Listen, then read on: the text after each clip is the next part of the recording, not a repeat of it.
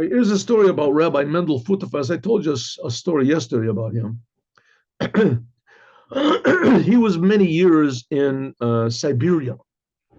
He was sent for his Jewish activities, and I think he was there for like 7 years. And a lot of it was at hard labor. He was a strong sort of a person, healthy, so they put him in strong labor, at hard labor. And the work that they did was in forests. They would chop wood. They would chop wood. They would chop the trees down, and then they would, send the trees, whatever it is, they would ship them. That would be the wood for houses and for things like that. That's where they're working, slave labor. And so they worked the people pretty hard, and every day there would be accidents. There would be accidents. Let's say there was 500 people in his work group in his camp, and every day someone would get a finger chopped off, a leg broken, get killed, a tree would fall on him, someone would get chopped with an axe, something like that. Accidents.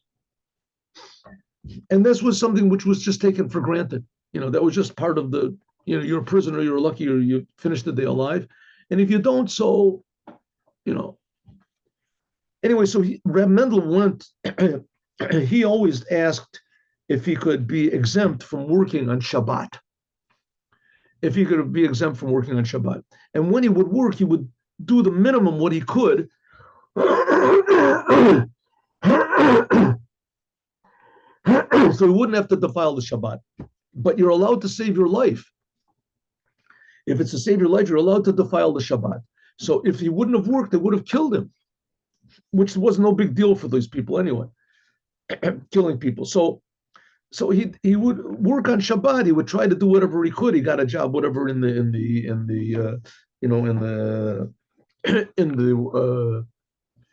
storehouse, stuff. Whatever he would do, he would do the minimum amount of work and not good.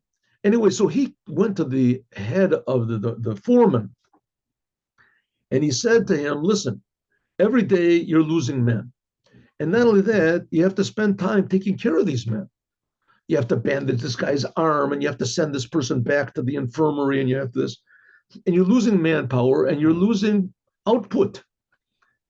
Let's do like so." The manager said, "Well, what do you say we should do? Stop working?" He said, "No, let's do like this. Every day, after everybody finishes working, they all go to eat, right? Everybody eats, whether they eat outside or whatever.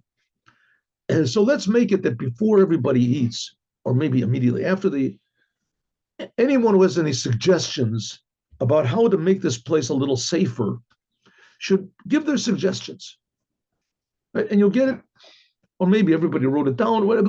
Everybody make suggestions, and anyone has a suggestion should do, and we should implement their suggestions, and maybe it will work." So they tried it.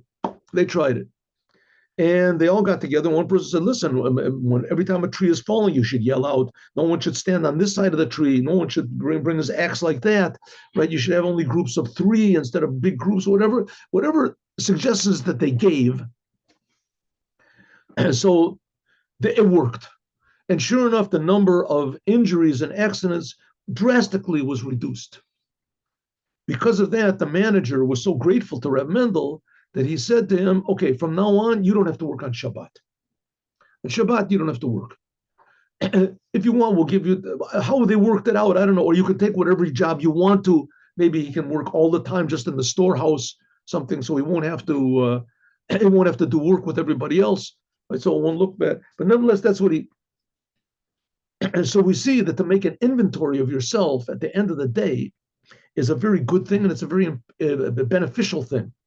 Instead of just getting involved in life and not making a proper intellectual inventory. How can I improve things? Today that I lose my temper, today that I get depressed, today that I have a desire, today that I had this, right? What should I do about it?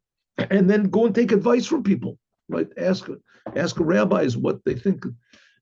However it is, taking inventory of yourself is an excellent way not to fool yourself and to be a chassid. Have a good day with Mashiach now, a good Shabbos. Shalom uvracha. See you on Sunday, God willing, Yom Rishon, with 8:15 with Mashiach now.